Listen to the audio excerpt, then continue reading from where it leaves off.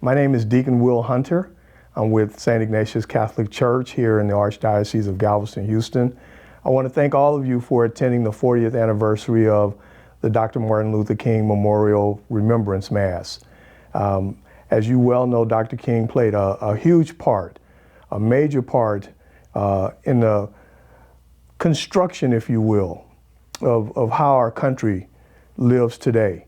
And that Mass was in part very important to me because I was just a small child when Dr. King went on his marches and he was thrown in jail. And then I remember sitting in front of the TV and watching the news reports of Dr. King being assassinated and several of his entourage pointing in a certain direction as to where the shots came from. And so that image of Dr. King and that image of his assassination has been burned indelibly in my mind.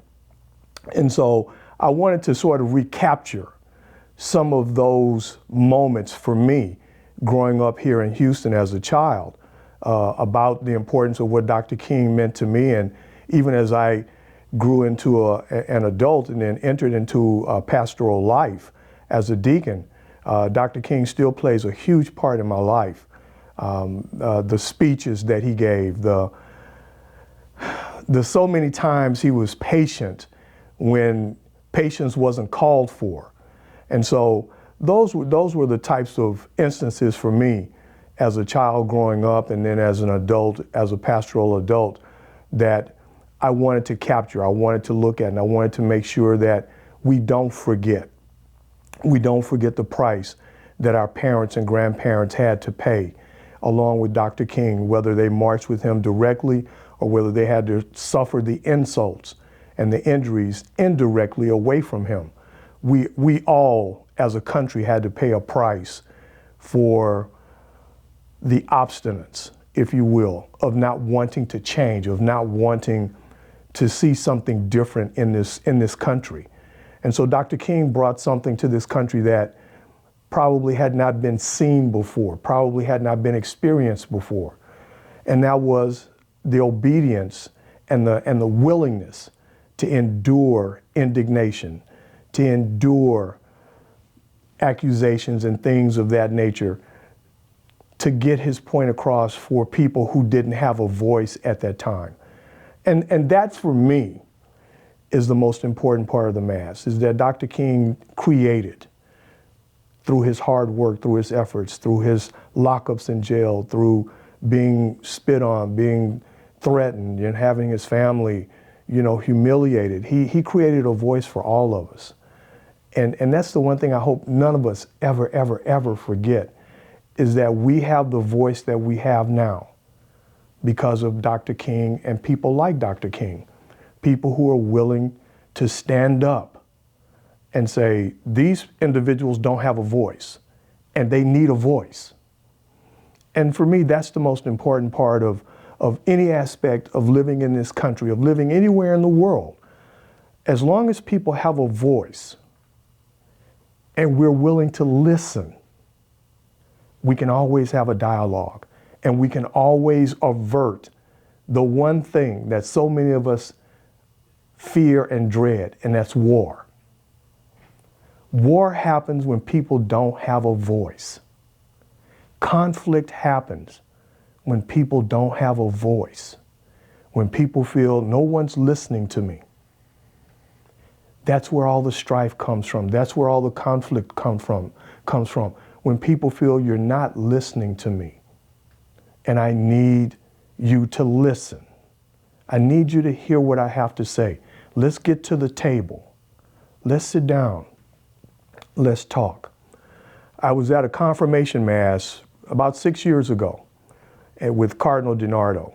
And Cardinal DiNardo started his homily to the confirmation kids at this particular church about civility.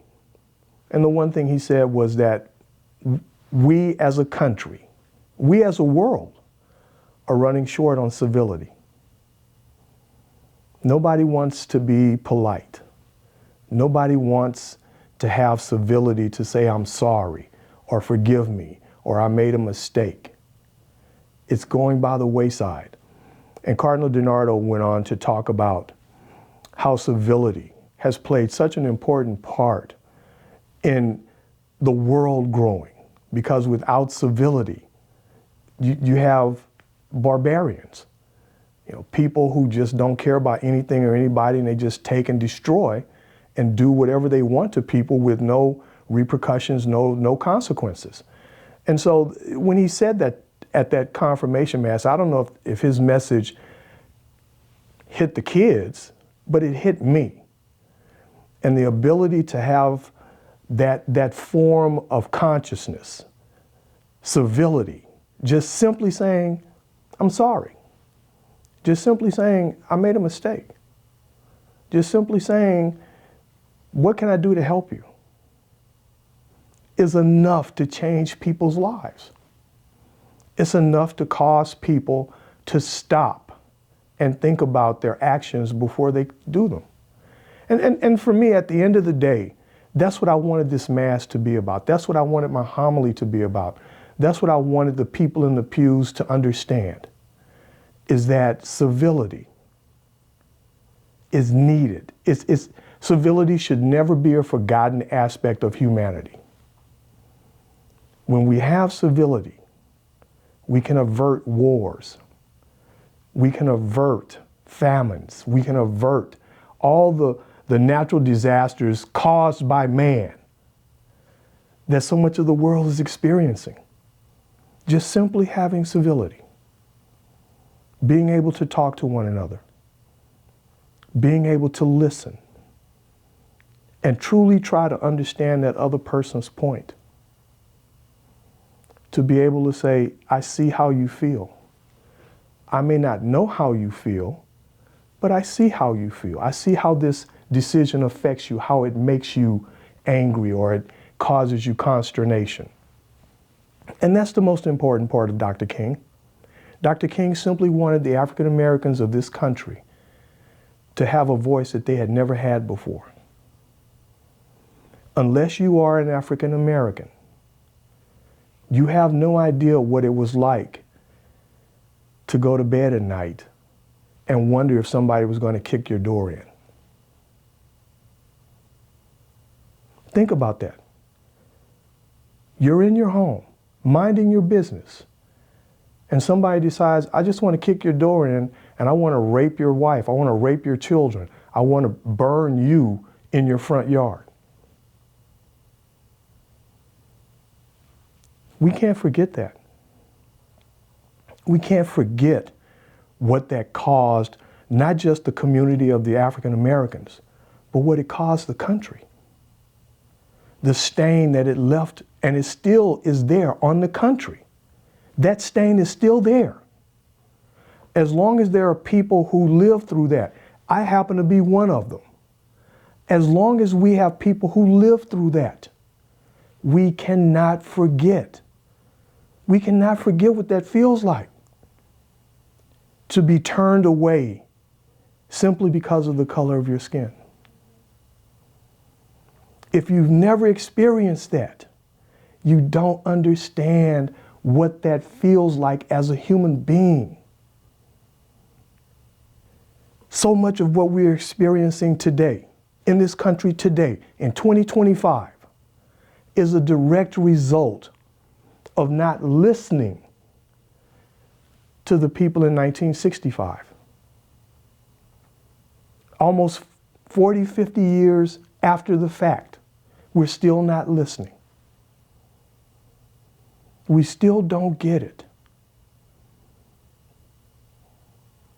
Everybody, no matter how insignificant you might think they are, has a voice. No matter what their orientation is, no matter what the color of their skin is, no matter what their religion is, they have a voice. And we have to listen to that voice. And we have to take that voice into account. If we don't listen, if we don't take that voice into account, history is going to repeat itself. And I don't think there's anybody in this country that wants that to happen. I don't think there's anybody in the country that wants Vietnam to happen again. I don't think there's anybody in the country that wants the civil rights movement to happen again. I don't think there's anybody in the country who wants to see this country split in half because we won't listen.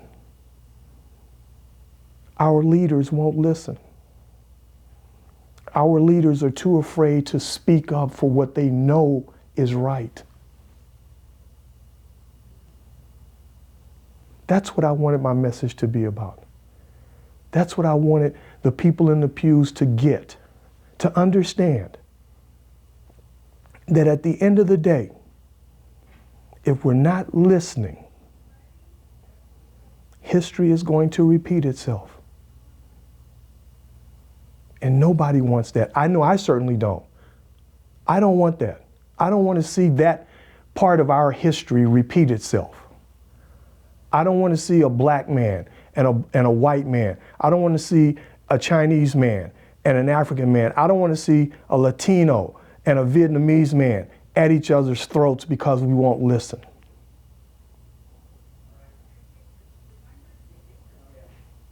Civility. Cardinal DiNardo hit the nail on the head when he said we're lacking civility. And I'll take it a step further and say that we're lacking civility from the top of the chain to the bottom. We're all lacking civility. There's not enough of it. Everybody wants to point a finger.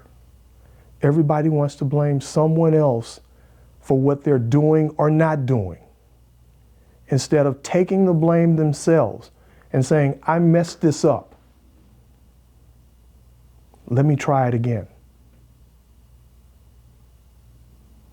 I don't necessarily, and I didn't necessarily want my homily to be about religious beliefs.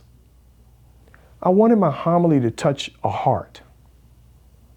I wanted my homily to touch people's hearts so that they understand that all of this can be taken away from us. All of this can be taken away from us.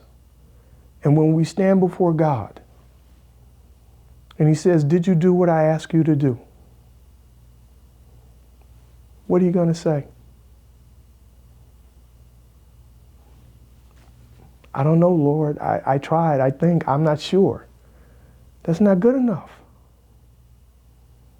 That's not good enough. It's never going to be good enough for God. It's never going to be good enough for us to say, I don't know. I'm not sure. I think I did. That's not going to be good enough for Him. We have to stand in front of Him and be definitive. Yes, Lord, I did what you asked me to do. And that was Dr. King. When Dr. King stands in front of God and God asks Dr. King, did you do what I asked you to do? Yes, Lord, I did. We have to be that definitive. Yes, Lord, I did. No, Lord, I didn't. There won't be time, there won't be room for negotiations. Well, Lord, can we sit down? Can we talk about this? No. The time to talk to Him is now. The time to ask questions is now.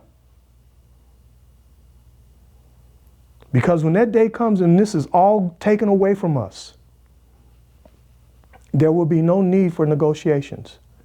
There will be no need for, Lord, can we talk about this? The talk time will be over. I can assure you of that. And every single person, from those who were leaders to those who were insignificant, and everyone in between, is going to have to answer that question. And you can't say, Lord, I didn't know.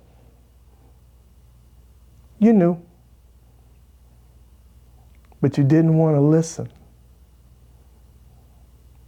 You knew, but you thought you had time.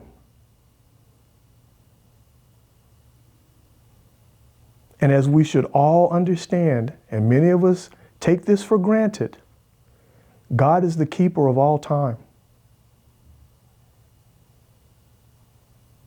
He decides when times run out. And when it does, there will be no room for negotiation.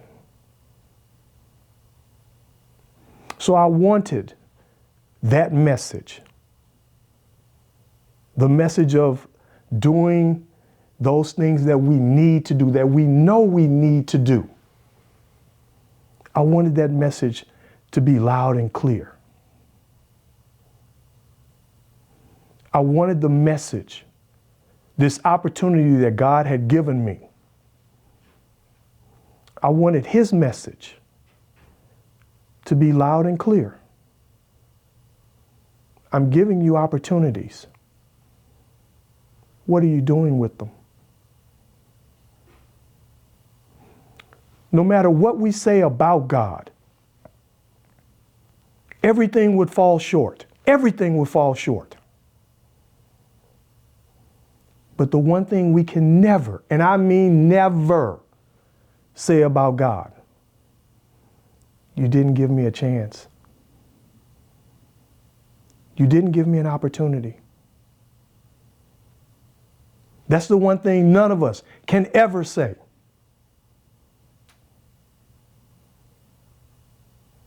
Because to look at God in the face and say that would be lying to His face. Every day He opens our eyes. Every day we have the ability to walk and to speak. That's our opportunity. That's our chance to do what He's asking us to do, just like Dr. King did. On behalf of Cardinal DiNardo, on behalf of the committee that invited me to be the homilist for this Mass, I want to extend a heartfelt thank you to both of them, and to say thank you for allowing me the opportunity to express the gratitude of Dr. King and all those that came before him and all those who come after him, of standing up and giving a voice to those who don't or who didn't have a voice. Thank you.